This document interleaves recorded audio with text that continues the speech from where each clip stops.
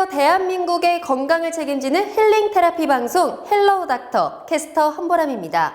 최근 목과 허리 부위 통증으로 병원을 찾는 환자들이 늘고 있다고 합니다. 스마트폰과 노트북, 태블릿 PC 등 첨단기기 사용량의 급증이 목 디스크 질환의 가장 큰 요인이라고 하는데요. 오늘은 생활 속 작은 습관에서 시작되는 목 디스크에 대해서 알아보겠습니다.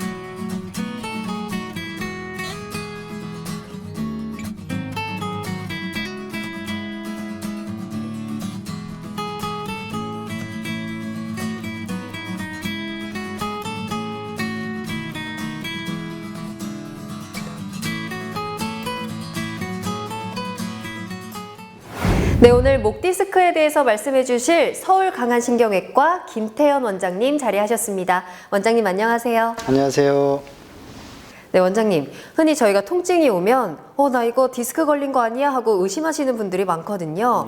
그럼 먼저 일단 디스크가 어떤 부분이고 어떤 역할을 하는지 설명 부탁드릴게요. 디스크는 이제 우리 몸에 구성하는 이제 물질 중에 하나입니다.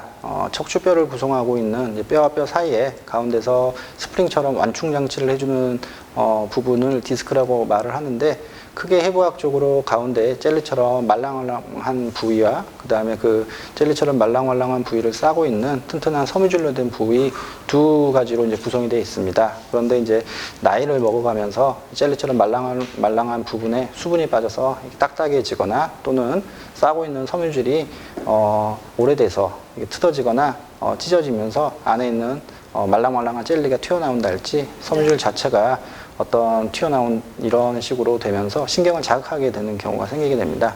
이런 경우 이제 통증을 유발하게 되는데, 이런 경우를 흔히 이제 디스크라고 명명을 하는데, 정확한 병명은 이제 추간판 탈출증이라고 말하고 있습니다. 네, 근데 저희가 디스크 하면 흔히 허리 디스크를 떠올리게 되거든요. 그런데 목에서도 디스크가 발생할 수 있는 건가요? 우리 이제 척추뼈는 크게 목, 경추, 그 다음에 등인, 흉추, 그 다음에 허리인, 요추 세 군데로 되어 있다고 생각하시면 되는데, 이 중에서 흉추는 움직임이 별로 없어요. 그렇기 때문에 가운데 끼어 있는 디스크가 망가지는 경우가 드문데, 목이랑 허리는 운동량이 많고 움직임이 크기 때문에 디스크가 많이 발생을 합니다. 특히나 체중을 받들고 있는 허리 부분이 가장 많이 디스크가 생기긴 하는데, 최근에는 이제 사무직들, 특히나 이제 모니터를 많이 본다거나 스마트폰을 많이 보면서 고개를 숙이고 있는 자세로 어떤 일을 하시는 분들이 점차 인구 비중이 높아지기 때문에 목 디스크도 점점 증가하고 있는 추세로 가고 있습니다. 네, 그렇다면요, 선생님. 이 목 디스크의 원인에는 어떤 게 있는지 조금 더 자세히 설명 좀 해주시겠어요? 네, 목 디스크의 어떤 이제 일으킬 수 있는 가장 큰 원인은 나이가 들어가면서 생기는 퇴행성 변화라고 할 수 있겠습니다. 근데 이제 근본적으로 이제 퇴행성 변화라는 어떤 원인이 있는데, 그 원인은 이제 악화시키는 것 중에 하나가 나쁜 자세입니다. 똑같이 있는 자세가 아니고 고개를 앞으로 숙인다거나 허리를 앞으로 숙이고 있는 자세가 되면 뼈와 뼈에 있는 디스크에 압력이 많이 가해지기 때문에 더 빨리 상하게 됩니다. 그렇기 때문에 이제 평상시 자세, 그 다음에 평상시에 어떤 작업을 하고 있을 때 고개나 허리를 숙이는 자세를 많이 피해야 되고, 두 번째는 이제 드물긴 하지만 어떤 외상에 기원해서도 디스크가 생길 수가 있습니다. 특히나 이제 뭐 어떤 사고랄지 아니면 단순 반복적인 어떤 행위랄지 그런 것 자체가 조금씩 어떤 디스크에 나쁜 영향을 줘서 결국 퇴행성 변화를 가속시키는 경우가 생길 수가 있겠습니다. 그래서 평상시의 생활 습관, 어떤 책을 본다거나 어떤 TV를 볼 때는 고개를 숙여서 보는 자세는 장시간 고개를 숙이는 자세 같은 것은 피해야 될 것이며, 특히나 이제 일을 할 때도 항상 허리를 숙여서 일을 하는 시간을 줄이는 방향으로 이렇게 해야 되겠습니다. 그렇군요. 네, 그런데요, 선생님. 목이 아프다고 해서 전부 다 목 디스크는 아닌 거잖아요. 그럼 목 디스크를 의심할 만한 증상에는 어떤 것들이 있나요? 이제 목 통증을 유발하는 병들은 되게 많은데, 그 중에 가장 많은 부위를 차지하고 있는 거는 우리가 이제 근육이나 인대에서 기원하는 통증이 제일 많다고 할 수 있습니다. 보통 우리가 이제 흔히 팔이 아파야지 목 디스크라고 생각을 하고 계시는 분들이 있는데, 보통 이제 방사통 같은 경우는 어떤 디스크의 가장 어떤 중요한 증상이 되겠지만, 디스크 종류에 따라서는 어떤 이제 팔까지 다리까지 내려오는 방사통이 없더라도 어떤 목이나 허리만 아픈 경우도 이제 많이 있을 수가 있습니다. 그렇기 때문에 증상 목이 아프다고 해서 이게 디스크가 아니다고 판단을 하는 것보다는 정확한 이제 검사, 그다음에 검사를 통해서, 검사에는 어떤 이제 의사가 직접 운진과 시진과 뭐 촉진과 이렇게 하는 이학적 검사가 있을 수가 있고, 그다음에 기본적으로 우리가 방사선학적 검사, 뭐 엑스레이, CT, MRI 같은 어떤 결과를 가지고 종합적으로 이제 판단을 해서 진단을 내릴 수 있겠습니다. 네, 또 우리 이제 목 디스크와 비슷한 다른 질환에는 어떤 것들이 있는지도 조금 궁금하고요. 또 목 디스크를 자가 진단할 수 있는 방법이 무엇이 있는지 설명 좀 해주시죠. 목 디스크와 이제 구별할 수 있는 어떤 다른 어떤 병으로는 이제 가장 많은 것 중에 하나는, 우리가 흔히 비교하는 병 중에 하나가 협착증이라고, 이제 신경 구멍이 좁아져서 생기는 이제 병이 있을 수가 있는데요. 사실 큰 범위에서는 목 디스크도 협착증의 이제 일부가 되겠죠. 디스크가 튀어나와서 어차피 신경을 누르는 것 자체가 통로가 좁아지는 거니까. 하지만 이제 증상이 갑자기 생기거나 늦게 생긴다거나, 아니면 방사통이 어떤 이제 심한 정도, 그 다음에 이제 조금 더 편한 자세가 고개를 숙였을 때 편하냐, 아니면 고개를 들었을 때 편하냐, 여러 가지 증상이 있을 수 있겠습니다. 근데 이제 증상만으로는 조금 정확한 진단은 하기는 어렵고, 증상에 맞춰서 어떤 이제 방사학적 검사니 이학적 검사를 동행을 해야지 정확한 판단을 내릴 수가 있겠고, 보통 이제 디스크 자가 검사라고 하는 건, 목 디스크 자가 검사라고 할 수 있는 거는, 고개를 이렇게 왼쪽으로 갸우뚱하거나 이런 식으로 있으면 팔로 내려가는 신경구멍이 좁아지게 됩니다. 그런 걸로 인해서 어떤 고개를 이렇게 신경구멍을 의도적으로 좁혀봤을 때 팔로 내려가는 신경이 자극이 와서 통증이 유발되면 디스크를 좀 의심해 볼 수가 있고요. 특히나 이제 고개를 앞으로 많이 숙였을 때 뒤쪽으로 많이 뻗치는 어떤 방사통이 생긴다고 하면, 그것도 어떤 이제 목 디스크 자체에 대해서 의심해 볼 만한 증상이긴 하지만, 결국은 어떤 방사학적 검사랑 같이 병행을 해서 전체적으로 판단을 해야 될 것 같습니다. 이 목 디스크가 심해지면 마비가 올 수도 있다고 하더라고요. 그럼 이제 목 디스크가 의심될 경우 병원을 빨리 찾는 것이 중요할 것 같은데, 병원에서는 어떤 진단들이 이루어지고 있나요? 병원에 일단 진찰실에 들어오면 이제 의사가 환자를 이학적 검사를 하게 됩니다. 거기서 어떤 특징적인 어떤 뭐 쉽게 말해서 신경을 자극해 봤을 때 신경이 어떤 자극이 오는지 안 오는지, 평상시 때 생활 습관이 어떤지 전체적으로 판단한 다음에 기본적인 이제 방사학적 검사를 하게 되죠. 기본적인 엑스레이 같은 경우는 뼈 모양을 보고 어떤 퇴행성 변화 정도를 어느 정도 예측을 하고 판단을 하고, 그 다음에 증상이 더 심하면 CT나 MRI처럼 신경과 디스크를 직접 볼 수 있는 검사를 통해서 어떤 신경이 이제 눌린 정도, 그 다음에 뭐 환자의 증상 정도를 가지고 진단이 이루어집니다. 그래서 그 진단이 나오면 그 진단에 맞춰서 치료가 이제 뭐 보존적 치료를 할 것이냐, 아니면 조금 더 액티브한 어떤 술적 치료나 어떤 시술적 치료로 갈 것이냐를 이제 구별하게 되겠습니다. 네, 이렇게 목 디스크 진단을 받았다면 어떤 치료를 받을지도 중요할 것 같은데요. 치료 방법에 대해서 설명 좀 부탁드릴게요. 크게 디스크가 이제 증상이 없는 디스크도 이제 많이 있습니다. 이런 경우는 굳이 치료라고 표현하기는 뭐하고, 이제 관리라고, 기본적인 자세나 운동이나 그다음에 기본적인 근육을 풀어주는 물리치료 정도로 진행하는 경우가 많은데요. 증상이 점점 심해짐에 따라서 어떤 치료의 이제 강도도 올라가게 됩니다. 어떤 대부분 이제 아픈 원인이 물리적으로 심하게 신경이 눌려서 아픈 것보다는 신경을 자극하기 때문에 그쪽에서 이제 염증 물질들이 나와서 신경을 자극하는 경우가 많아서, 그 염증 물질들을 해결할 수 있는 소위 말해서 이제 소염제나 먹는 약부터 시작을 하고요. 먹는 약으로 해결이 안 되면 그 다음에 부위에 직접 바늘을 집어넣어서 어떤 염증을 해결해주는 주사 치료 또는 어떤 시술 통해서도 해결을 할 수가 있습니다. 대부분의 어떤 디스크 환자들은 대부분 염증으로 생기는 경우가 많기 때문에 이런 치료에 좋아지는 경우가 대부분입니다. 하지만 이런 치료에도 좋아지지 않으면 결국은 어떤 염증 때문에 아픈 것보다는 물리적으로 직접 신경을 눌러서 아픈 경우가 많은데, 이런 경우는 결국 물리적으로 그 튀어나온 부분을 제거해주는 어떤 수술적 치료가 필요하다고 할 수 있겠습니다. 네, 조금 전에 비수술적 치료에 대해서 말씀을 해주셨거든요. 그 경과는 어떤지 조금 더 자세히 말씀해 주시죠. 대부분 수술까지 가는 경우보다는 비수술적 치료로 좋아지는 환자가 대부분인데, 물리치료 또는 운동치료만으로 좋아지는 환자가 반 정도 되고, 나머지 환자분들 같은 경우는 어떤 이제 주사치료나 어떤 이제 먹는 약이나 꾸준한 이제 관리가 필요한 경우가 대부분입니다. 하지만 어떤 디스크라는 거는 어떤 치료를 하더라도 우리가 세월을 되돌릴 수 없는 것처럼 어떤 이제 퇴행성 변화가 온 부분이 다시 정상적인 걸로 변하는 건 아니기 때문에 앞으로 이제 치료 이후에도 꾸준한 관리가 이제 필요합니다. 그렇기 때문에 기본적인 뭐 운동 치료, 뭐 도수 치료, 물리 치료 또는 자가적으로 집에서 어떤 생활 습관 변화 이런 거는 같이 병행이 돼야 되겠고요. 그다음에 이제 고혈압 당뇨하고 비슷하다고 생각하시면 됩니다. 이게 약을 먹고 치료가 된다 안 된다 이런 개념보다는 앞으로 꾸준하게 관리를 해 나가면 조금 더 윤택한 삶을 살 수 있고 행복한 삶을 살 수 있는 거고, 이제 그런 부분에서 관리가 잘 안 되면 최악의 경우는 어떤 술적 치료까지 받아야 되는 경우까지 생길 수가 있습니다. 네, 그렇군요. 그렇다면 원장님께서 목 디스크 치료를 하실 때 가장 중점을 두는 부분은 어떤 것들이 있나요?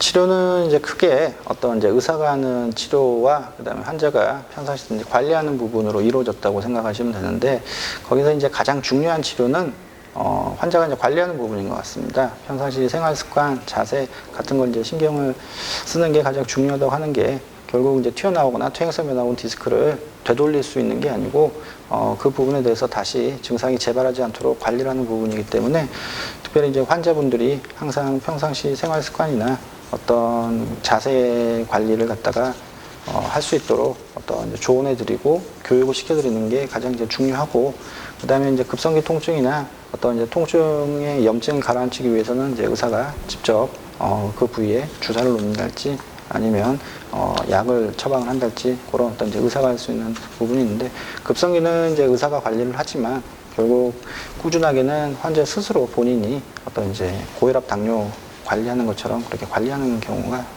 필요하다고 생각이 듭니다. 네, 질병은 치료도 중요하지만 미리 예방하는 게 무엇보다 중요하잖아요. 목 디스크를 예방하기 위한 생활 습관에는 어떤 것이 있는지 설명 좀 해주시죠.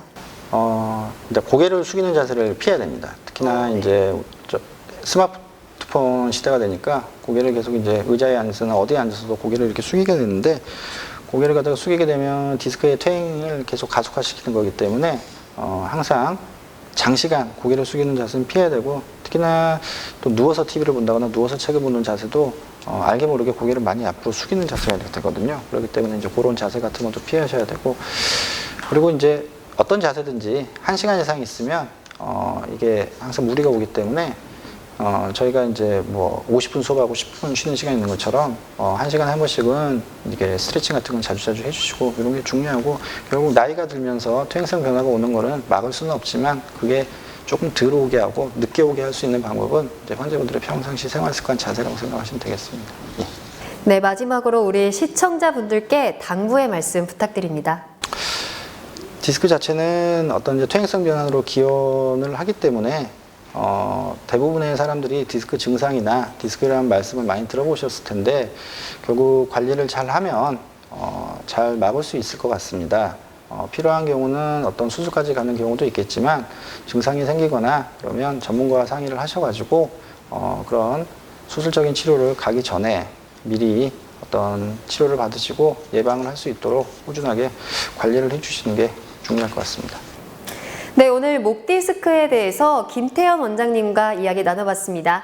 원장님, 오늘 말씀 감사합니다.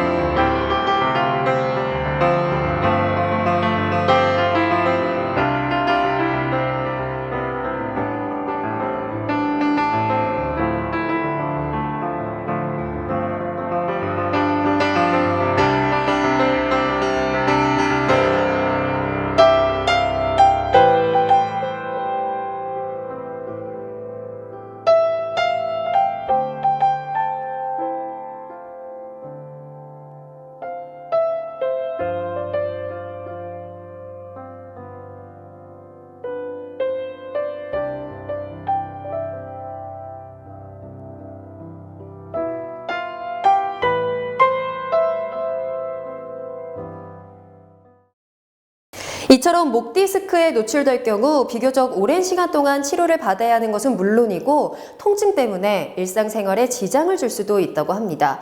뿐만 아니라 제때 치료를 받지 않으면 더 큰 불편을 초래할 수도 있다고 하니 평소에 바른 자세와 건강한 생활 습관을 갖도록 노력하는 게 중요할 것 같네요. 그럼 저는 다음 이 시간에 다시 찾아뵙겠습니다. 감사합니다.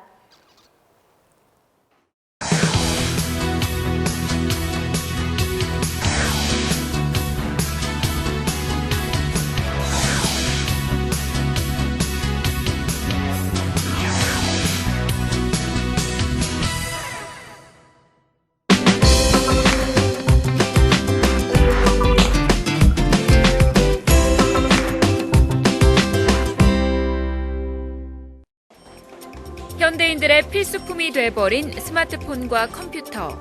요즘 어느 곳을 가든 고개를 깊게 숙인 채 스마트폰을 보는 사람들의 모습을 쉽게 접할 수 있습니다. 정보통신정책연구원에 따르면 우리나라 국민 3명 중 2명이 스마트폰을 보유하고 있으며 하루 평균 스마트폰 사용 시간은 66분으로 지난해보다 20분 정도 길어졌다고 하는데요. 스마트폰은 각종 발빠른 정보를 제공하며 우리의 생활을 편리하게 해주기도 하지만 이것으로 인해 발병하는 질환도 적지 않아 사회적으로 큰 문제가 되고 있다고 합니다. 그중 하나가 바로 경추 질환이라는데요. 장시간 고개를 숙이고 있다 보니 자연스레 경추에 통증이 발생하게 된다고 합니다. 실제로 2012년 건강보험 심사평가원의 발표에 따르면 경추 질환으로 치료를 받은 사람은 약 280만 명에 이르렀는데요. 이는 5년 새에 30%나 증가한 것이라고 합니다. 얼마 전부터 목뼈 근처에 통증이 느껴져 병원을 찾았다는 이 여성 역시 컴퓨터와 스마트폰을 보며 생활하는 시간이 적지 않다고 하는데요. 어떤 증상으로 병원을 찾았는지 들어봤습니다. 회사 생활 하다가 보면 저희가 업무 처리할 때도 카카오톡으로 직원들끼리 다 이렇게 주고받고 하다 보니까 항상 스마트폰을 손에 들고 있어요. 그래서 이렇게 계속 숙이고 이렇게 보다 보니까 좀 목도 뻣뻣하고 이렇게 돌리기도 좀 힘들고 좀 그래서 일단 병원에 내원하게 됐어요. 고개를 숙인 채로 스마트폰을 장시간 사용하면 머리의 무게가 앞으로 쏠리면서 뒷목을 잡아주는 인대와 근육에 이상이 생길 수가 있다는데요. 목뼈가 일자로 뻣뻣해지는 거북증후군을 비롯해 다양한 경추 질환이 발생할 수 있다고 합니다. 경추 질환이란 척추의 가장 우리 위쪽 머리와 등 사이에 있는 이 목 부분을 경추라고 말하는데요. 이 경추 쪽에서 생기는 모든 질환을 통틀어서 경추 질환이라고 말을 합니다. 즉 목에 있는 근육, 뼈, 인대 그리고 디스크, 신경 쪽에서 생길 수 있는 여러 가지 병들을 총칭해서 경추 질환이라고 표현을 하겠습니다. 경추 질환에서 가장 흔한 질환은 요새 스마트폰이나 TV, 컴퓨터의 사용이 많아지면서 목 디스크 환자나 그다음에 경추 염좌 환자들이 제일 많이 병원을 찾고 있습니다. 과도한 스마트폰 사용은 경추 디스크로까지 이어질 수 있다는데요.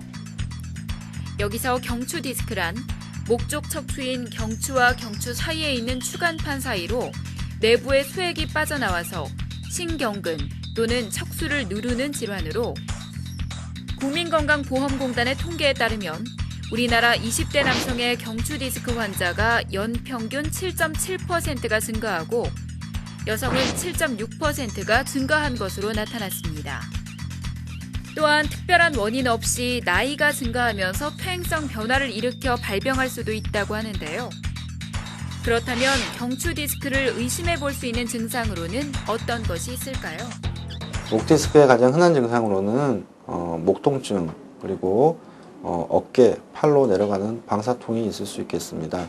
목 통증만 있는 경우는 단순 근육에 의한 통증과 구별되기 어려운 점이 있으나 증상이 오랫동안 지속이 되거나 하면 목 디스크를 강력히 의심해 볼 수가 있고요. 팔이나 어깨 쪽으로 내려가는 방사통이 있으면 증상 기간의 정도에 상관이 없이 정밀 검사가 필요한 상황이라고 생각할 수 있겠습니다. 가까운 병원에서 정밀 검사를 시행을 하셔야 될 상황입니다.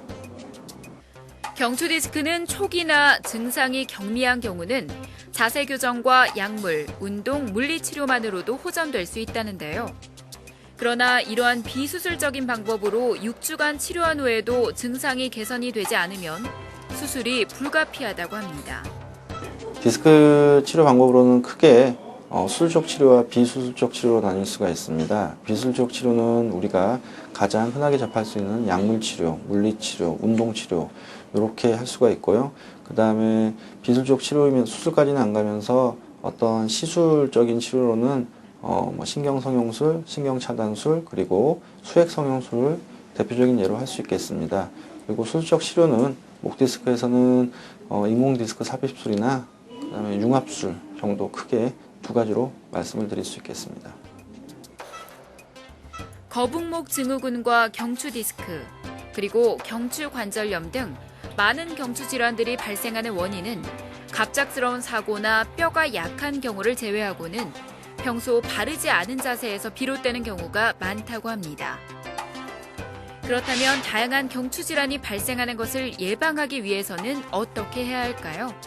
현대인들이 계속 스마트폰 사용이나 컴퓨터 그리고 TV 사용으로 인해서 목을 앞으로 숙이는 자세가 많은데요. 목 디스크를 예방하고 관리하기 위해서는 목을 앞으로 숙이는 자세를 피해야 됩니다. 그러기 위해서는 허리를 꼿꼿이 세우고 가슴을 열고 있으면 목은 자연스럽게 커브가 형성이 되는데 고개를 오랫동안 숙이고 하는 자세는 가급적 피하시고 그런 작업을 하는 경우에는 적어도 1시간에 10분 정도는 스트레칭과 운동을 해서 목에 무리가 안 가는 식으로 생활을 해야 될 것 같습니다. 베개는 크게 선택을 하는 데 있어서 큰 제약사항은 없습니다만은 과도하게 높은 베개나 딱딱한 베개는 피해야 되고 자연스러운 어떤 척추의 어떤 상태를 만들어 줄 수 있는 목베개가 목 디스크 환자들한테는 더 도움이 됩니다. 목관절에 무리가 오면 바로 타격을 받는 것이 바로 어깨 근육인데요. 따라서 어깨 근육을 풀어주는 스트레칭 또한 중요하다고 전문의는 덧붙였습니다. 손을 이용해서 고개를 한쪽 사이드로 지그시 당겨주는 승모근을 풀어주는 운동이 목 근육 푸는 데 많은 도움이 되고 양손을 뒤로 깍지를 낀 다음에 지그시 당겨줘서 목이나 등 전체 근육을 풀어주는 게 도움이 됩니다. 여기서 잠깐! 경추 질환을 예방하고 목뼈를 튼튼히 할 수 있는 운동으로는 어떤 것이 있는지 한번 알아볼까요? 주로 경추 질환 환자들에게 손저림과 두통 그리고 이제 어깨 쪽 뭉친다고 생각하시면 되는데 그게 많이 있으신 분들이 많으실 거예요. 그래서 그거를 해소할 수 있는 스트레칭과 운동법을 알려드릴게요. 첫 번째로는 팔을 앞쪽으로 쭉 뻗어주세요. 그리고 손바닥을 붙여주시고 손바닥을 쭉 벌려주세요. 이 상태로 양쪽 팔을 쭉 벌려주신다고 생각하시면 돼요. 쭉 벌려보세요. 그렇죠. 턱은 살짝 당기시고 앞에 보시고 이 상태로 30초 정도 유지해주시고요. 그리고 다음 동작은 똑같이 손 등을 한번 대볼게요. 그리고 손목을 짚으시고 이 상태로 쭉 뒤로 턱을 살짝 당기시고 이 상태로 30초 정도 유지해 주시면 됩니다. 힘 빼시고 세 번째 동작은 양손에 그릇을 들었다고 생각해 보시고요. 그래서 손가락 방향이 내 귀 쪽으로 향하게 쭉 돌려주세요. 이 상태에서 내 손바닥이 귀를 가린다 생각하시고 그렇죠. 팔꿈치는 위쪽으로 쭉 올려주세요. 이때 주의하실 게 손가락이 내 어깨를 찍고 쭉 팔꿈치를 올려주신다 생각하시고 양쪽 동일하게 하셔서 이것도 30초 유지해 주시면 됩니다. 다음은 깍지 낀 손은 바닥 방향으로 쭉 내려보실게요. 그리고 양쪽 날개뼈가 가운데로 모이신다고 생각하고 쭉 모이시고 천장을 가볍게 보세요. 팔은 내리면서 가볍게 이 정도로. 이 운동은 둥근둥을 가지고 어깨가 앞으로 많이 나오신 분들, 사무직 종사하시는 분들이 많이 이런 자세를 가지고 계신데 그걸 반대쪽으로 펴주시는 운동이에요. 그래서 이런 식으로 진행해 주시면 거북목과 경추 질환을 예방하실 수 있습니다. 생활에 편리한 말을 쫓다가 혹시 나도 모르게 건강을 잃고 있지는 않은지 한 번쯤 생각해 볼 필요가 있을 것 같습니다. 스마트폰을 사용할 때는 고개를 너무 숙이거나 젖히지 말고 화면과 눈 사이의 거리를 30cm 이상 유지하며 이용하는 등 사용 습관을 조금만 고친다면 생활의 편리함과 건강, 두 마리 토끼를 모두 잡을 수 있지 않을까 생각합니다. 방심하는 사이 서서히 멀어질 수 있는 건강. 지킬 수 있을 때 잘 지켜서 즐겁고 행복한 생활을 오래오래 이어가도록 합시다.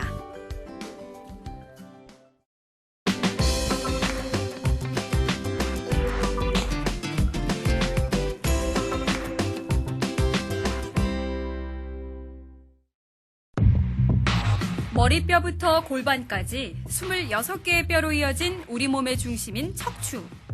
척추는 몸을 지지하고 평형을 유지해 척수를 보호하는 역할을 하고 있는데요. 우리나라 국민의 평균 수명이 연장됨에 따라 다양한 척추 질환을 앓는 사람들이 늘고 있다고 합니다. 하지만 증상이 비슷하다고 해서 모두 같은 질환은 아니라고 하는데요. 정확한 검사를 통해 적절한 치료를 받는 것이 중요하다고 합니다. 경기도 화성에 살고 있는 30대 후반의 여성. 갑작스러운 허리 통증으로 병원을 찾았다고 합니다. 얼마 전부터 허리가 아파서요.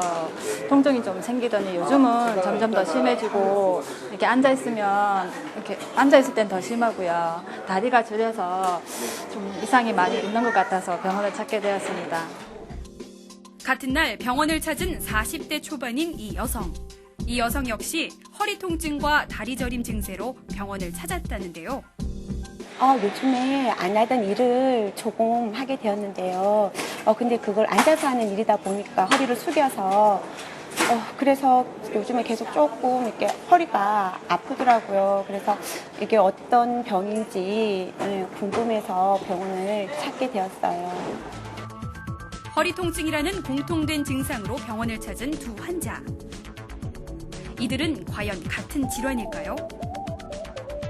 우선 두 환자는 정확한 척추의 상태를 알아보기 위해 단순 방사선 검사보다 조금 더 정밀한 검사인 자기공명 영상, 즉 MRI 검사를 받았습니다. 우선 허리 통증과 다리 저림 증상이 있지만 앉았을 때 그 통증이 더 심해진다는 첫 번째 환자. MRI 사진을 바탕으로 진료받은 결과 그녀의 질환은 디스크라고 더 잘 알려진 추간판 탈출증이었습니다. 추간판 탈출증이란 척추뼈와 척추뼈 사이를 이어주는 연골 구조물인 추간판이 돌출돼 요통 및 신경 증상을 유발하는 질환인데요. 우리나라 사람들이 앓고 있는 척추 질환 중 가장 많은 비율을 차지하고 있다고 합니다. 추간판 탈출증의 원인으로는 어떤 과도한 육체적 운동이나 또는 너무 장시간 오래 앉아 있는다거나 서 있는다거나 무거운 물건을 갖다가 허리를 이용해서 많이 드는 경우, 그러니까 허리를 굽히다 폈다 많이 하는 경우 자주 생길 수 있으며 보통 발병 연령대로는 한 30대에서 50대 정도까지 두루 이렇게 생기는 경우가 많습니다. 두 번째로 장시간 허리를 숙이고 앉아서 일을 해온 환자. 이 환자 역시 허리 통증을 동반했다는데요. 추간판 탈출증 진단을 받은 첫 번째 환자와 증상은 비슷하지만 전혀 다른 진단을 받았습니다.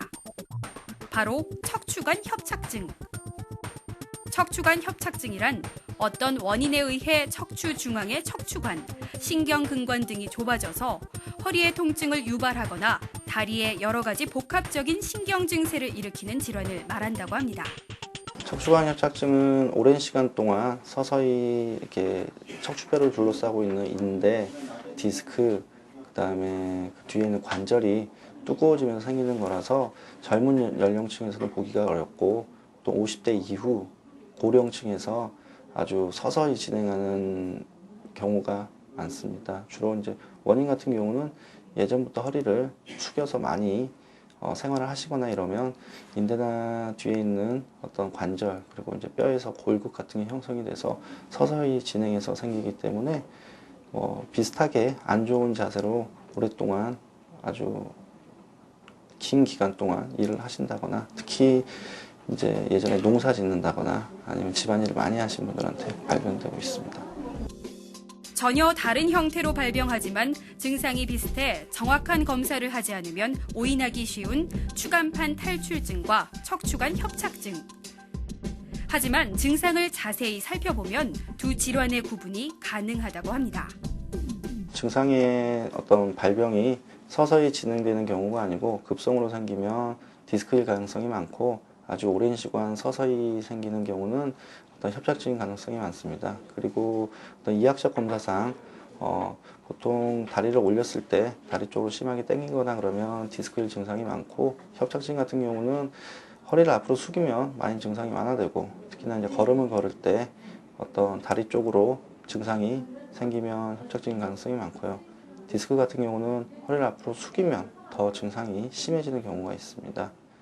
그래서 정확한 거는 어떤 이학적 검사도 중요하지만, 이학적 검사와 그다음에 환자의 나이대, 그리고 마지막으로는 어떤 정밀 검사, MRI 검사를 통해서 최종적으로 이제 확인하게 되어 있습니다. 추간판 탈출증과 척추관 협착증의 증상 차이 하나. 허리를 앞으로 굽혔을 때 아프면 추간판 탈출증, 아프지 않고 편하면 척추관 협착증일 가능성이 높고, 둘, 걸었을 때 통증이 사라진다면 추간판 탈출증, 오히려 앉아있을 때 통증이 사라지면 척추관 협착증일 가능성이 높습니다. 그렇다면 추간판 탈출증과 척추관 협착증, 두 척추 질환의 치료 방법은 어떻게 될까요? 비술적 치료는 일단 그 병변 부위에 약물을 주입하는 신경 차단술, 그리고 꼬리뼈 관을 이용해서 꼬리뼈를 통해서 관을 집어넣는 신경 성형술, 그리고 내시경을 이용한 디스크 제거술, 그리고 RF 팁을 이용해서 고주파로 수액을 녹이는 수액 성형술, 그다음에 풍선을 이용해서 좁아진 관을 넓혀주는 풍선 성형술, 여러 가지 방법이 있을 수 있습니다. 하지만 무조건 다 비술적 치료로 해결되는 건 아니고, 증상이 어떤 심한 경우나 병변이 심한 경우는 술적 치료로 해결을 해야 되는 경우가 많습니다. 협착증도 증상이 비교적 서서히 진행하는 경우지만, 그 운동 치료나 약물 치료에 반응을 안 하는 경우가 많습니다. 왜냐하면 이제 이게 서서히 아주 진행이 되는 경우가 많기 때문에, 그 두꺼워진 게 다시 관이 넓어지거나 이러지를 않기 때문에, 그래서 협착증 같은 경우가 디스크보다는 어떤 수술적인 치료에 대해서 조금 더 빈도가 높은 편이고요. 그다음에 협착증에 대한 치료나 디스크에 대한 치료나 둘 다 어떤 눌리고 있는 신경을 공간을 넓혀주는 그런 수술을 하고 있습니다. 척추 질환은 중년 이후에 퇴행성 변화로 많이 나타나곤 했지만, 최근에는 학생이나 직장인 등 장시간 앉아있는 사람들 중 바르지 못한 자세가 원인이 돼 발생하는 경우가 적지 않다는데요. 젊었을 때부터 바른 자세를 유지해 척추 질환에 대비해야 한다고 전문의는 조언합니다. 제일 중요한 것은 바른 자세를 유지하는 것이고, 어떤 척추에 안 좋은 자세, 특히 고개를 많이 숙인다거나 허리를 많이 숙이는 자세를 피하시는 게 좋고, 장시간 한 자세를 오래 있는 것은 좀 피하시는 게 좋습니다. 그리고 장시간 한 자세로 있을 상황이 되면 적어도 1시간에 한 번 정도는 스트레칭과 몸의 근육과 어떤 관절을 풀어주는 게 좋고요. 그다음에 기본적인 운동 같은 거 병행하시고, 그다음에 스트레칭 같은 거 하시고, 그다음에 제일 중요한 거는 어떤 증상이 생겼을 때 빨리 병원에서 진단과 그다음 거에 걸맞는 어떤 보존적 치료를 유지하시는 게 어떤 술적 치료까지 가는 어떤 극한 상황을 막는 방법 중에 하나가 될 것 같습니다. 그렇다면 여기서 잠깐. 허리 통증이 발생했을 때 의심해 볼 수 있는 또 다른 질환으로는 어떤 것들이 있는지 알아볼까요? 허리랑 골반 쪽이 아팠을 때 빈도는 낮지만 우리 고관절 쪽에서도 병이 있어서 아플 수도 있고, 특히나 다리 쪽으로 내려가는 방사통 같은 경우도 고관절 또는 엉덩이 근육 쪽에서 신경이 눌려서 생기는 어떤 병들이 있습니다. 빈도는 허리 쪽 원인보다는 낮긴 낮지만 많은 환자들이 이런 병을 디스크나 협착증으로 오인하는 경우가 있는데, 정확한 검사를 통해서 그런 병들을 감별을 하고 그 각각의 병의 원인에 대해서 치료를 하는 게 중요하다고 볼 수 있겠습니다. 허리가 아프면 무조건 디스크일 거라는 생각은 이제 그만. 증상은 비슷하지만 검사 결과 완전히 다른 질환으로 진단받는 경우도 있었는데요. 통증이 발생하면 재빨리 병원을 찾는 것도 중요하지만, 평소 척추에 무리가 가는 행동은 피하고 바른 자세와 바르게 걷는 습관을 기르는 등 예방을 위한 노력이 무엇보다 필요할 것 같습니다. 우리 몸의 기둥인 척추. 젊었을 때부터 척추 건강을 지키기 위해 노력한다면 보다 나은 행복한 노후를 맞이할 수 있지 않을까 싶네요.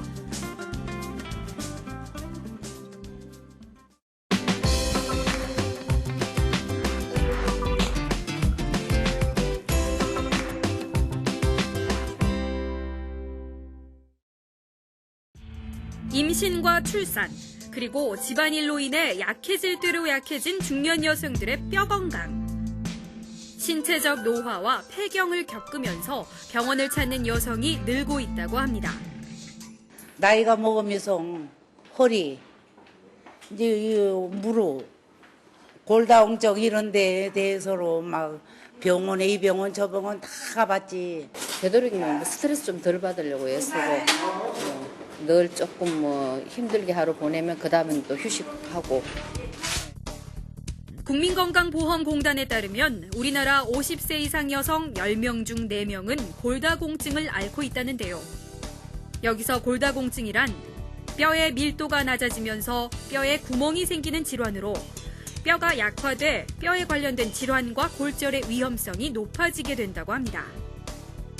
골다공증이랑은 뼈에 골량이 감소되는 질환을 말합니다. 크게 원인으로는 나이가 많이 들어서 생길 수가 있고, 두 번째는 여성분들처럼 폐경 이후에 호르몬의 변화 때문에 생길 수 있는 경우가 제일 많습니다. 그렇기 때문에 대부분 환자들은 나이가 많은, 폐경이 지난 나이가 많이 든 중년 이후에 여성분들, 특히 이제 할머니가 골다공증 환자에 대한 비율이 가장 높다고 할 수 있겠습니다.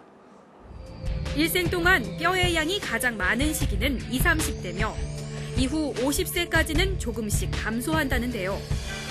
여성은 폐경 후 급속하게 뼈가 소실되며 폐경 후 5년 동안 뼈의 소실이 일생 중 가장 많아 일반적으로 폐경 여성의 약 30%에서 골다공증이 발생하고 있다고 합니다. 또한 우유나 치즈 등 칼슘 섭취가 풍부한 서양 여성들과는 달리 짠 음식을 즐겨 먹고 좌식 생활이 익숙한 동양 여성들이 골다공증에 더욱 취약하다는데요. 하지만 골다공증이 깊이 진행될 때까지 별다른 증세가 나타나지 않아 세심한 관심과 관리가 필요하다고 합니다. 50대 이후에 허리 통증이 부쩍 심해진 경우, 허리가 앞으로 굽기 시작한 경우, 젊을 때에 비해 키가 3cm 이상 줄은 경우, 그리고 살짝만 넘어져도 척추나 대퇴골, 손목이 잘 부러지는 경우라면 반드시 병원을 찾아 골밀도를 측정해봐야 한다는데요. 하지만 대한골다공증학회를 비롯한 세계 단체가 50대 여성 500명을 대상으로 조사한 결과 골다공증 진단 후 치료를 받고 있는 경우는 13.5%밖에 되지 않았고 응답자의 38.4%만이 1, 2년에 한 번씩 정기적으로 골밀도 검사를 받고 있는 등 골다공증의 예방과 치료에 소극적인 것으로 나타났습니다. 평소에는 별다른 문제가 없는 듯이 오랜 잠복 기간을 가지며 특별한 증상이 나타나지 않기 때문에 침묵의 질환 또는 조용한 도둑이라 불리는 골다공증. 예방법과 치료법에는 과연 무엇이 있을까요?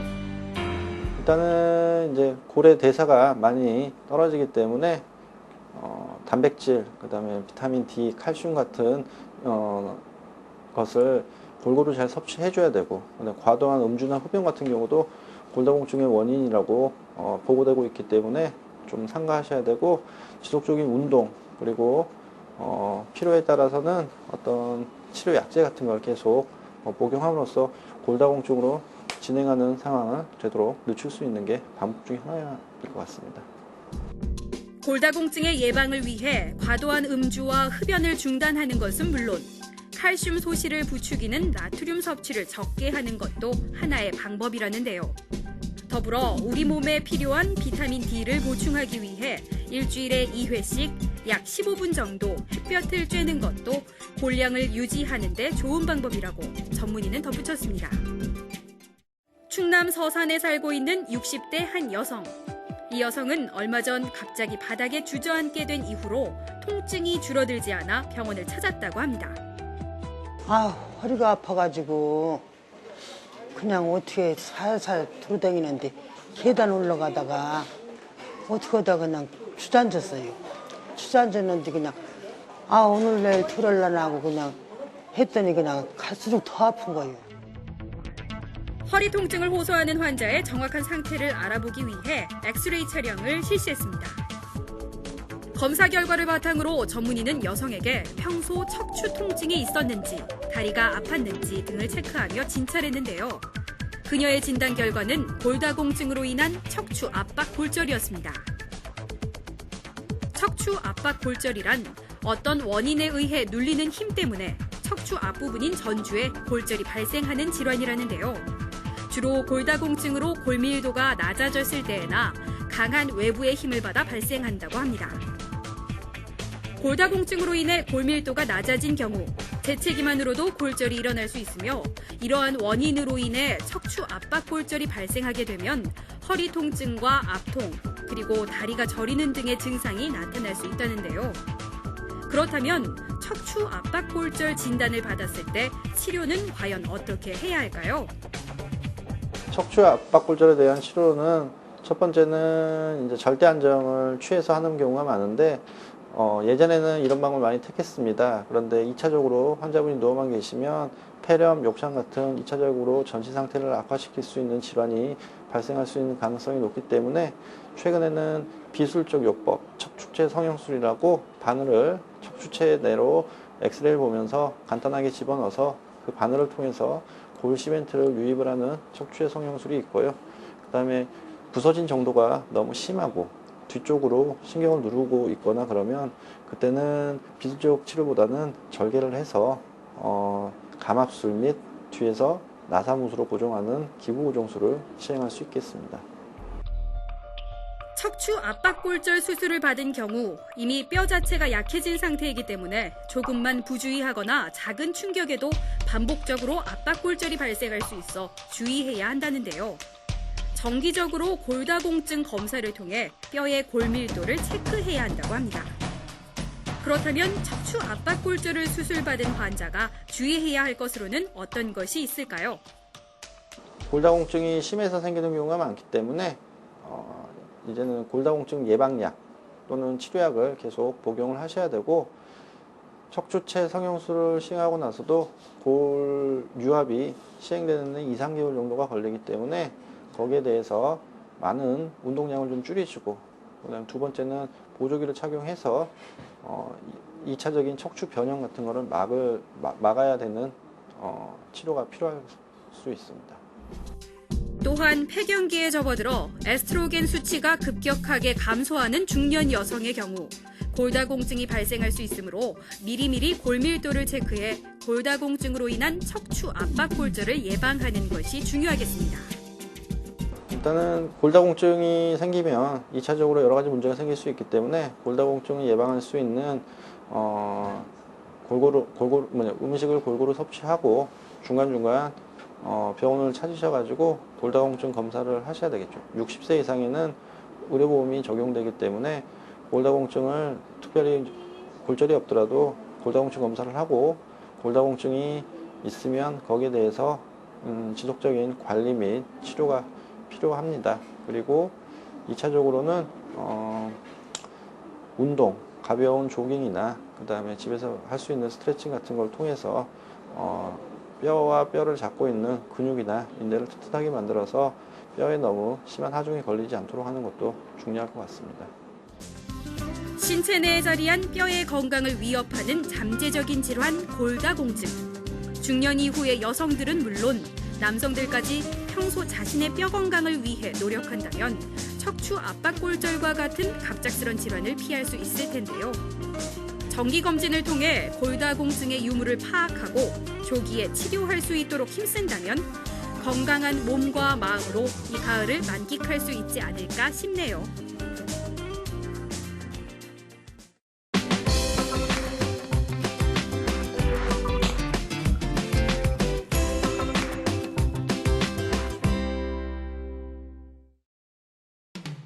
매서운 한파가 계속되는 이 겨울. 당신의 혈관은 안녕하십니까?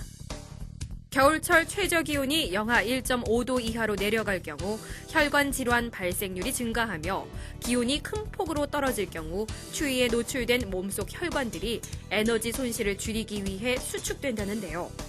특히 최근에는 뇌혈관 질환 환자가 급증하고 있다고 합니다. 일반적으로 우리가 뇌혈관 질환이라고 말하는 것은 혈관이 터지는 뇌출혈과 그다음에 혈관이 좁아지거나 막히는 뇌경색으로 나뉠 수가 있는데요. 겨울철에는 온도가 내려가면서 몸에 힘이 들어가게 되고 또 혈관이 수축하게 되는데 이로 인해서 혈압이 오르거나 이런 식의 증상 때문에 생기는 뇌출혈 그리고 혈관이 좁아지고 그런 상태 때문에 피가 잘 안 가서 생기는 뇌경색 이 크게 봐서 두 가지 질환이 있다고 하겠습니다.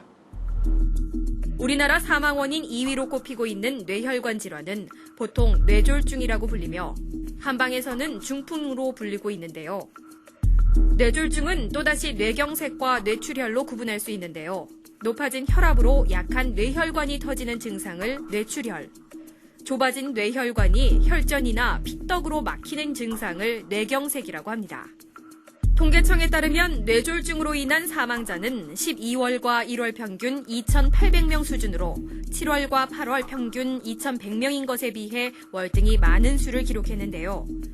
먼저 뇌졸중 발병 위험이 높은 경우를 살펴보면 평소 고혈압인 경우, 혈중 콜레스테롤이나 중성지방의 수치가 높은 경우, 당뇨병이나 심장병을 앓고 있는 경우, 고도 비만과 운동 부족인 경우 등이며 이러한 만성질환을 앓고 있는 환자가 찬바람을 쐬게 되면 혈관이 급격하게 수축되고 좁아진 혈관으로 많은 혈액을 보내기 위해 심장 활동이 증가하게 되는데 이때 혈압이 상승하게 돼 약해진 혈관 부위가 터지거나 막히면서 뇌졸중이 발생할 수 있다고 합니다. 이렇게 만성질환을 가지고 있는 경우 뇌혈관에 순환장애가 일어나게 되면 순식간에 의식이 없어지기 때문에 고위험 환자들은 특히 조심해야 한다는데요. 하지만 뇌졸중은 초기 대처 여부에 따라 환자의 상태 변화에 큰 차이가 생기므로 초기 증상을 잘 파악하는 것이 급선무라고 합니다. 뇌졸중 증상으로는 심한 경우는 의식저하 같은 게 생길 수 있겠지만 일반적으로는 우리가 간단하게 볼 수 있는 거는 한쪽에 편마비, 쉽게 말해서 안면마비, 팔다리 힘 빠짐 증상, 그 다음에 감각 이상, 그리고 단순한 증상으로는 두통이나 경한 어지러움증 같은 경우도 뇌졸중의 초기 증상으로 볼 수 있기 때문에 자주 반복되거나 두통이나 어지러움이 자주 반복되면 빨리 병원에 가서 검사를 받아보는 게 필요합니다. 경기도 화성에 살고 있는 50대 초반의 이 여성. 최근 몸에 이상이 느껴져 병원을 찾았다고 합니다. 요즘 날씨가 추워서 그런지 몸이 뻣뻣하고 머리도 아프고 그래서 병원에 한번 진단을 받아보고 싶어서 병원에 왔어요. 두통도 좀 심하고 제 주위 친구들을 보니까 그런 증상 때문에 병원에서 진단받은 친구들이 몇 명이 있어서 저도 한번 그런 증상이 좀 비슷한 경우가 있어서 한번 진단을 받아보고 싶어서 병원에 왔어요. 우선 환자의 경색 부위와 혈관 상태를 확인하기 위해 MRA 촬영을 실시했는데요. 여기서 MRA는 MRI와 같이 인공자석의 물리 현상을 이용해 신호를 발생시키고 그 발생된 신호를 수집 컴퓨터로 재구성하는 방법이긴 하지만 단지 혈관만을 검사하는 검사 기법이라는데요. 이러한 검사들은 최소한 뇌졸중 발생 6시간 이내에 끝내야만 정확한 결과를 얻을 수 있다고 합니다.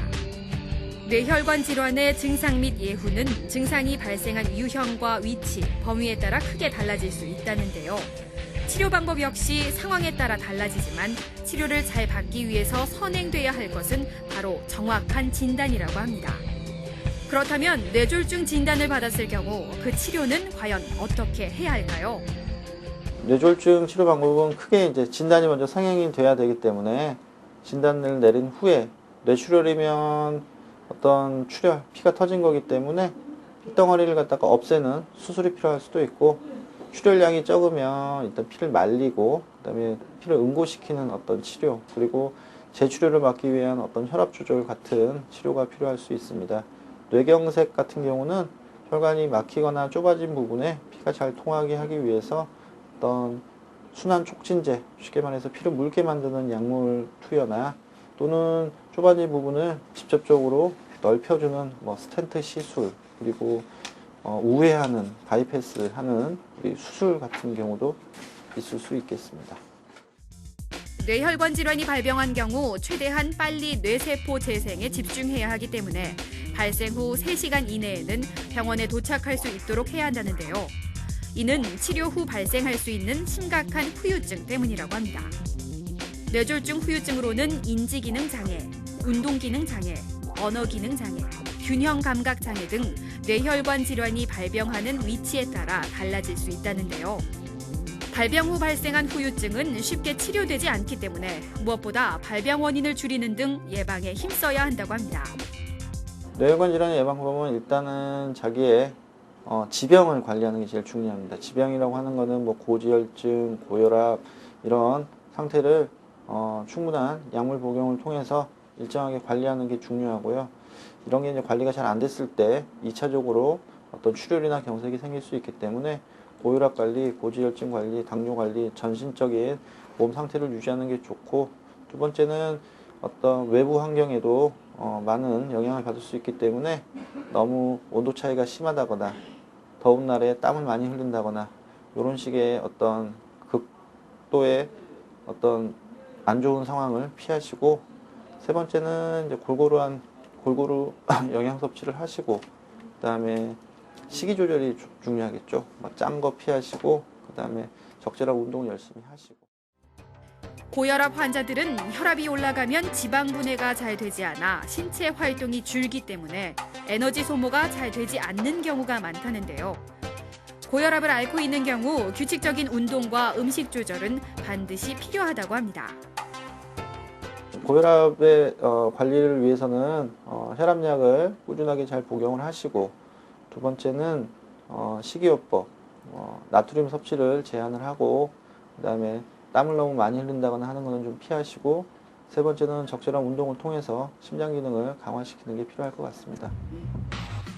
어느 날 갑자기 소리 없이 찾아와 신체마비 등 지울 수 없는 후유증을 남기고 가는 뇌혈관 질환. 오늘부터라도 예방에 힘써야 할 텐데요. 여기서 잠깐 뇌혈관 질환을 둘러싼 시민들의 궁금증 하나. 뇌혈관 질환으로 인한 신체 마비 증상은 한 번 생기면 회복이 어려운가요? 경우에 따라서 틀립니다.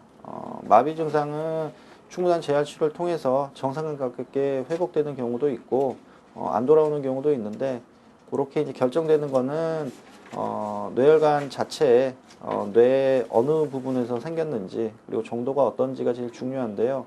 대부분 한 6개월에서 1년 정도까지는 재활 치료를 통해서 어느 정도까지 호전을 보일 수 있기 때문에 포기하지 말고, 마음을 급하게 먹지 말고 천천히 재활 치료하는 게 중요하다고 할 수 있습니다.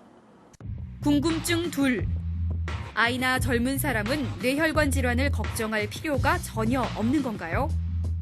대부분 고령에서 발생하는 경우가 많은데, 특이하게 젊은 나이에도 생길 수가 있습니다. 어렸을 때부터 뇌혈관 쪽에 기형이 있다든지, 아니면 뇌혈관 질환이 아닌 뇌종양이나 혈관이 풍부하게 발달한 뇌종양이나 이런 어떤 병변에 의해서 2차적으로도 뇌혈관 질환이 생길 수 있기 때문에 나이 여하를 막론하고 이런 편마비 증상이나 어지러움 증상, 그리고 뭐 의식저하 같은 경우가 생기면 당연히 머리 검사를 통해서 이상 유무를 확인해야 합니다. 암, 심장질환과 함께 국내 3대 사망 원인 중 하나로 꼽히며 날씨가 추워지는 겨울철에 집중적으로 발생하는 뇌혈관 질환. 날씨가 춥다고 마냥 움츠리고 있기보다는 평소 규칙적인 식습관과 운동 습관을 갖고 성인병 예방에 힘쓴다면 뇌혈관 질환을 예방할 수 있을 것 같은데요. 혹시라도 뇌졸중을 의심할 수 있는 증상이 나타난다면 주저 말고 병원으로 가는 것 또한 내 몸을 건강하게 지키는 방법 중 하나이지 않을까 싶습니다.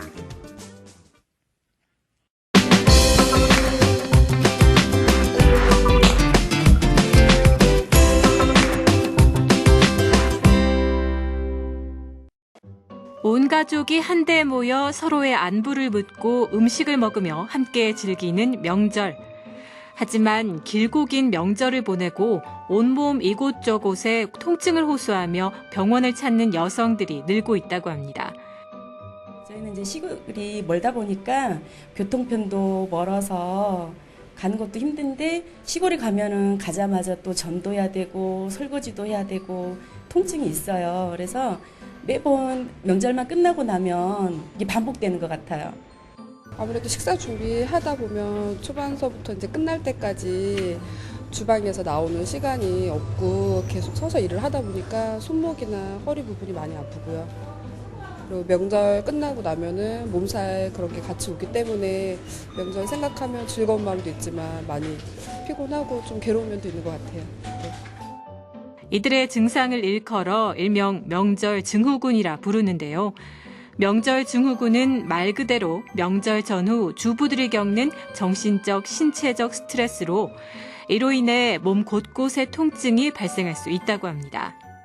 크게 이제 육체적 질환하고 정신적 질환으로 나뉠 수가 있는데, 육체적 질환은 주로 이제 명절 때 가사 일이 대부분 손목을 많이 사용하게 되고 목이나 허리를 앞으로 과도하게 오랫동안 숙이게 되는 일들이 많아서 손목 통증이나 목 통증, 허리 통증이 생길 수가 있고, 정신적으로는 어떤 이제 일의 양이 많고 그다음에 어떤 일의 양이 많아서 어떤 무력감과 그다음에 또 이제 우울증 같은 증상 같은 경우도 생길 수 있겠습니다.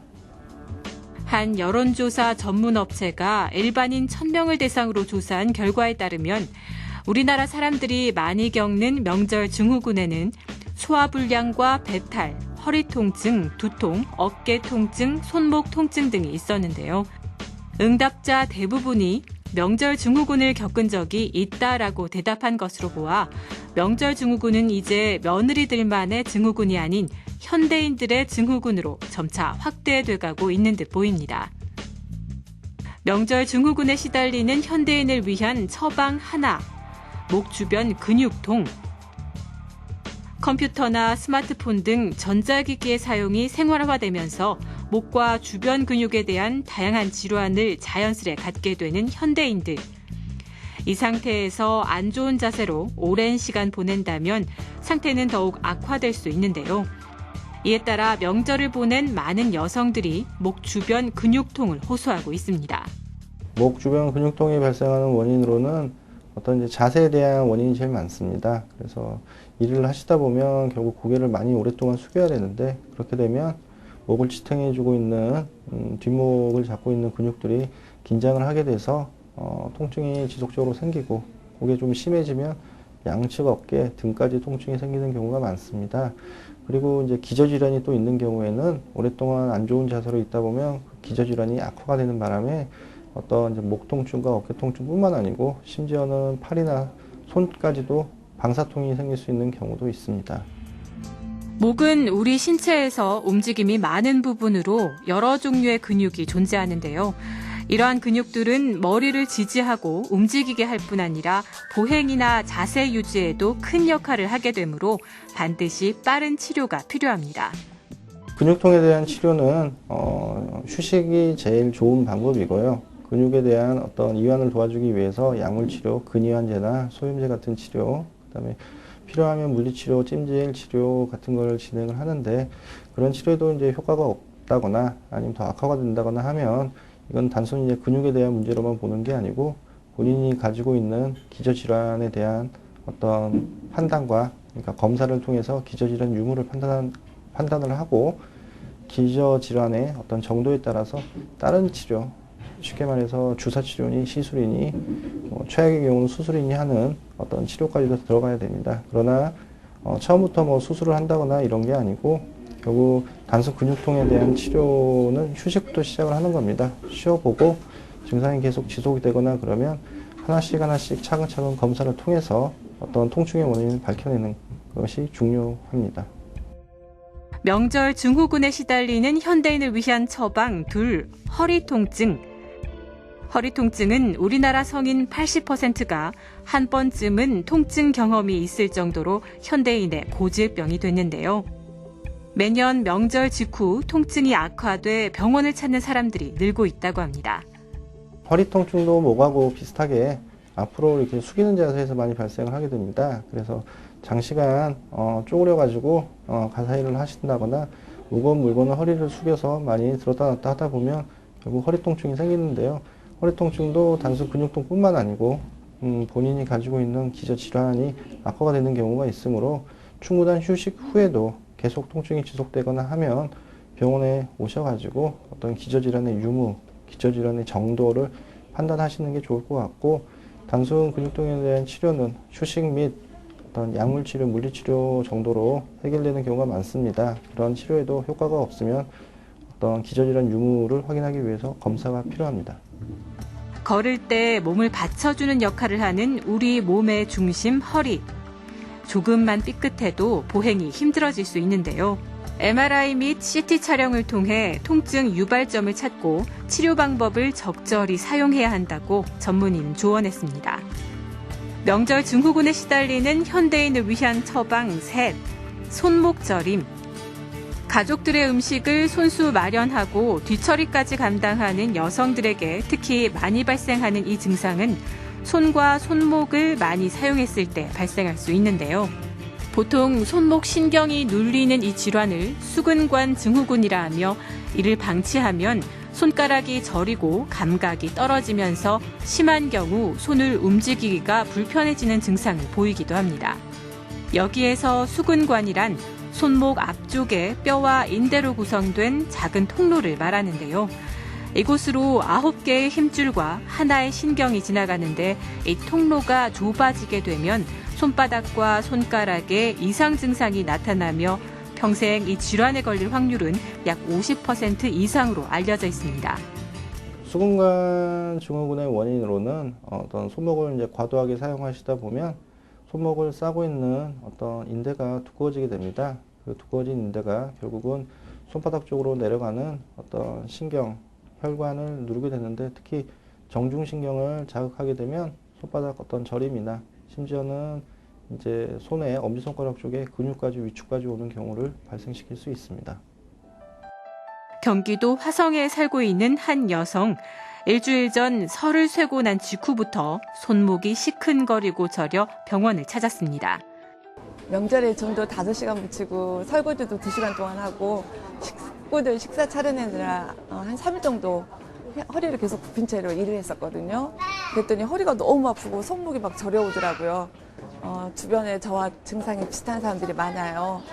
다들 명절 증후군이라길래 저도 그런 것 같아서 병원에 오게 됐어요. 손목이 저린 원인과 다른 질환을 감별하기 위해 단순 방사선 검사를 실시하고, 손바닥을 안쪽으로 한 채 손목을 꺾어 정중신경 통증과 이상 감각을 알아보는 수근 굴곡 검사를 실시한 여성. 전문의의 진단 결과 여성의 질환은 명절 증후군의 하나인 수근관 증후군이었습니다. 여성, 비만, 노인, 당뇨병 환자에게서 흔하게 발생하며 40세에서 60세 사이에서 가장 흔히 발생하는 수근관 증후군.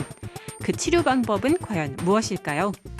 수근관 증후군에 대한 치료로는 증상이 심하지가 않으면 일단은 약물치료니 물리치료니 하는 식으로 고질적 치료로 가보는 경우가 많습니다. 많은 경우는 이런 비술적 치료에도 효과를 충분히 보이고 있으나 증상이 너무 심한 경우, 저림이 심하다거나 특히 그 손바닥, 엄지손가락 쪽에 있는 근육에 어떤 퇴화 같은 게 보이면 그때는 어떤 술적 치료를 하게 됩니다. 한 1, 2cm 정도 피부 절개를 통해서 이 신경을 누르고 있는 인대를 갖다가 제거를 하면 대부분 특별한 합병증 없이 대부분 치료가 잘 되는 경우를 보이고 있습니다.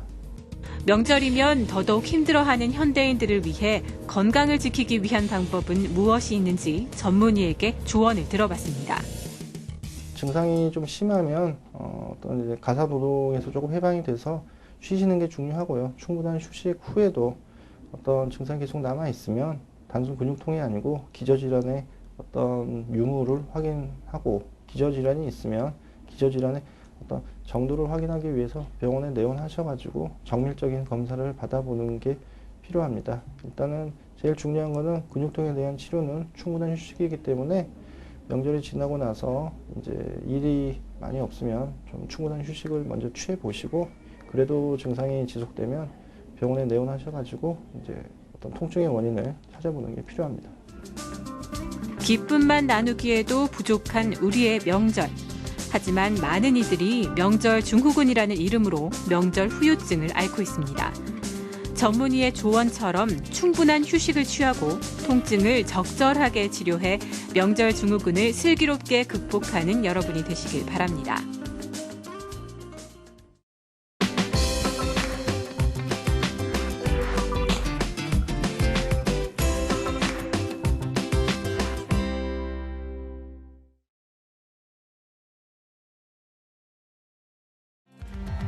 따스한 햇살과 싱그러운 꽃이 만개하는 봄.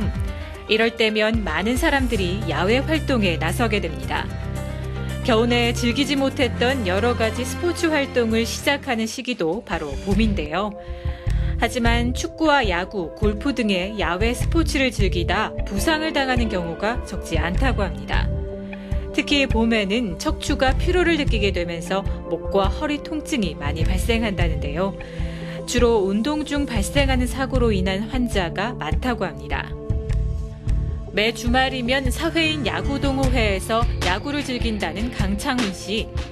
야구를 시작한 지 몇 해가 흘렀지만 아직도 매년 봄이 되면 몸이 풀리지 않은 탓에 척추 통증을 경험한다고 합니다. 야구 연습하다가 몸을 안 푼 상태에서 이렇게 연습하다가 조금 허리를 좀 삐끗한 적이 있습니다. 병원 가서 엑스레이 찍고 계속 물리치료 받고 그렇게 했습니다. 한 척추 전문 병원의 통계 자료에 따르면 스키나 보드와 같은 겨울 스포츠로 인해 척추 통증을 호소하는 환자 수와 봄철 야외 활동으로 인한 척추 통증 환자 수의 차이가 거의 없는 것으로 나타났는데요. 추이를 보면 겨울철의 진료 인원수는 소폭 하락하는 추세지만 봄철 진료 인원수는 오히려 증가하고 있다고 발표했습니다. 축구와 야구, 마라톤 등 야외 활동이 많아지는 봄. 운동 중 발생할 수 있는 척추 질환에는 과연 어떤 것들이 있을까요? 운동 중에 제일 많이 발생할 수 있는 거는 이제 단순 근육통, 타박, 염좌가 있을 수가 있고요. 그 다음에 이제 발생 빈도는 낮지만 어떤 골절 같은 것도 있을 수 있겠습니다. 특히 나이 드신 분들은 척추 뼈가 주저하는 압박골절이나 그 다음에 젊으신 분들 같은 경우는 관절이 무리하게 되면 디스크가 추간판 탈출증이 진행이 된다든지 아니면 기존에 가지고 계시던 어떤 질환들이 더 악화가 된다든지 여러 가지 경우가 많이 있을 수 있습니다. 많은 직장인들의 경우 바르지 않은 자세가 원인이 돼 척추 통증이 발생하기도 하며 가벼운 운동 중에도 척추 통증은 적지 않게 발생한다는데요.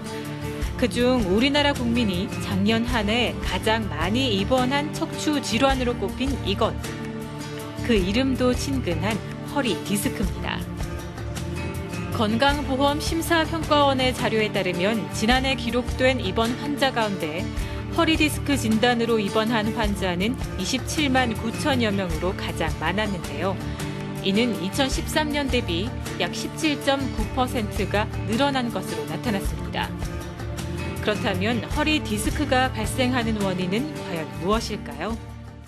추간판, 우리가 흔히 허리 디스크라고 말하는 추간판 탈출증은 우리 척추뼈와 뼈 사이에 있는 물렁뼈가 수액이 이제 흘러나오면서 신경을 압박하는 경우를 말합니다. 대부분 어떤 퇴행성 질환, 반복되는 어떤 안 좋은 어떤 행위를 한다거나 아니면 안 좋은 자세로 오래 디스크에 무리가 가는 어떤 자세로 있다든지 해서 그 수액들이 상해서 흘러나오게 되는 경우를 허리 디스크라고 우리가 보통 말을 하는데요. 기존에 있던 이런 질환들이 야외 활동, 특히 이제 허리를 많이 쓰는 어떤 야외 활동 때문에 더 악화되는 경우가 많기 때문에 야외 활동, 야외 운동 하시기 전에는 충분히 준비 운동을 하셔서 허리에 무리가 안 가도록 하시면 좋겠습니다. 경기도 화성의 한 척추 전문 병원. 40에서 50대 환자들은 물론 20, 30대의 젊은 환자들도 쉽게 찾아볼 수 있었는데요. 흔히 환자들은 허리에 발생한 통증을 가리켜 허리를 삐었다라고 표현하며 병원을 찾는다고 합니다. 허리 통증이 느껴지는 경우 가장 먼저 해야 할 일은 통증의 정확한 위치를 파악하는 것인데요. 단순 방사선 검사나 MRI 촬영을 통해 진단에 필요한 결과를 얻을 수 있습니다. 20대 중반의 한 남성 역시 허리 통증으로 검사를 받고 결과와 함께 전문의의 문진을 받고 있었는데요. 진단 결과 요통의 대표 질환으로 알려진 허리 디스크가 통증의 원인으로 밝혀졌습니다. 정확한 명칭은 요추간판 탈출증으로 우리나라 성인 10명 가운데 7명이 경험할 만큼 흔한 질환으로 인식되고 있는 허리 디스크. 치료 방법은 무엇인지 알아봤습니다. 허리 디스크에 대한 치료 방법은 크게 수술적 방법, 비수술적 방법 나눌 수 있는데 수술적 방법까지 가는 경우는 허리 디스크 환자들 중에서 20%가 채 안 되기 때문에 처음부터 수술적인 치료를 하기보다는 비수술적 치료를 많이 하고 있습니다.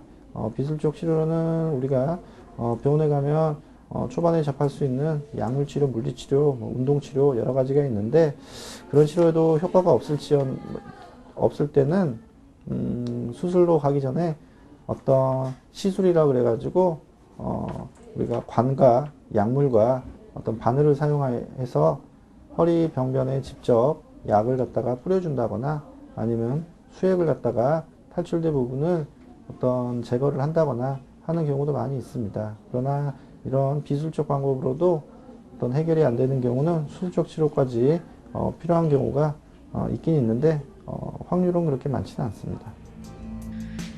척추는 상하 충격을 대부분 잘 견딜 수 있는 구조로 되어 있지만 바르지 않은 자세에서 척추에 충격을 주는 동작을 오랜 시간 반복하면 손상을 입을 수 있는데요.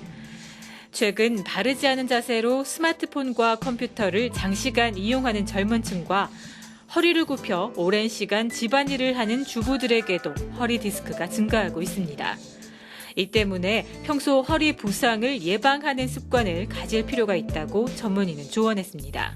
허리 디스크를 예방하는 가장 좋은 방법은 허리를 앞으로 숙이는 자세를 피하는 자세가 제일 좋습니다. 허리를 앞으로 숙이게 되면 뼈와 뼈 사이에 있는 우리 추간판, 디스크 쪽에 무리가 많이 가기 때문에 허리 디스크가 더 진행하는 경우가 많은데 특히나 허리를 숙인 상태에서 무거운 물건을 든다거나 하시게 되면 디스크에 더 많은 무리가 가서 디스크가 급격히 악화되는 경우를 종종 볼 수가 있습니다. 그래서 물건을 들 때나 일을 하실 때 허리를 숙이기보다는 무릎을 굽히고 허리를 똑바로 편 상태에서 어떤 운동 내지는 일을 하셔야지 허리 디스크를 예방할 수 있고 제일 중요한 거는 자세뿐만 아니고 척추뼈를 옆에서 잡아주고 있는 근육들을 키우는 방법입니다. 그래서 기본적으로 허리 관절을 많이 움직이지 않으면서 허리 근육을 키워주는 여러 가지 등장성 운동을 많이 시행해야 될 것 같습니다.